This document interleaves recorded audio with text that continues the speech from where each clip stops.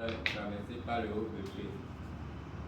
Et ça, quand ça quitte le OPP, ça va aller au régulateur de charge avant d'arriver au power manager ici, le circuit de charge.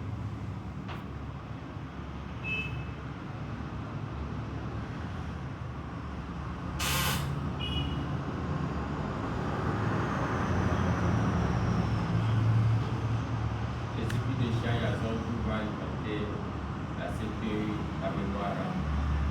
En fait, on te donne juste le schéma en bloc pour te donner une idée du process d'alimentation en ayant la ligne principale, la ligne primaire, la ligne secondaire. Si normalement on devait parler de la ligne primaire, de la ligne secondaire, à quel moment la ligne devient VBOS? Où? La ligne VBOS, c'est lorsqu'il quitte quoi? Le connecteur de charge vers le circuit OVP qui est le circuit de protection. Qui va toucher quoi? Le circuit de charge. D'accord? Et quand tu regardes un peu au niveau du circuit de charge, tu as le circuit Power Management qui est en bas, qui est contrôlé par un driver.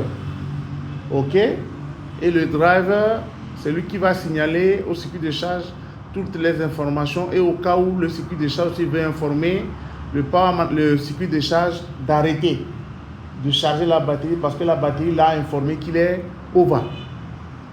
OK? Maintenant, entre le circuit de charge et le connecteur de batterie, on va avoir un circuit sensor. Le circuit sensor, c'est lui qui va chercher à avoir les informations de la batterie, qui va demander à la batterie arrête-toi de charger ou il a fini de charger, etc. D'accord? Au niveau du power management, on a dit que nous avons quoi? Nous avons la ligne secondaire. Et cette ligne secondaire là, c'est où? Cette ligne secondaire, c'est où? Voilà, cette ligne secondaire, c'est elle qui alimente le CPU, alimente le clock, alimente l'écran. C'est bon?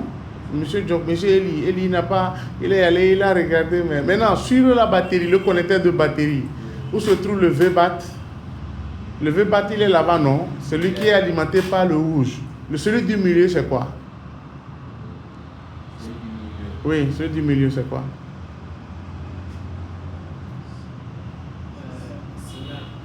Hein? Quel signal? Il envoie l'information après aussi que la batterie est pleine. C'est elle qui envoie l'information au micro, au power management, que la batterie est pleine.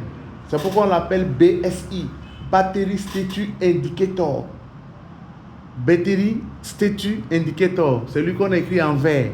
C'est lui qui revient pour informer le power management de l'état de la batterie pour que le power management envoie l'information au circuit de charge que la batterie est full, arrête de charger. Ou quand la batterie est à 50%, il lui envoie l'information pour dire qu'il est à 50% et l'autre reçoit l'information sur votre écran pour dire que votre batterie est à 50% ou c'est lui qui indique.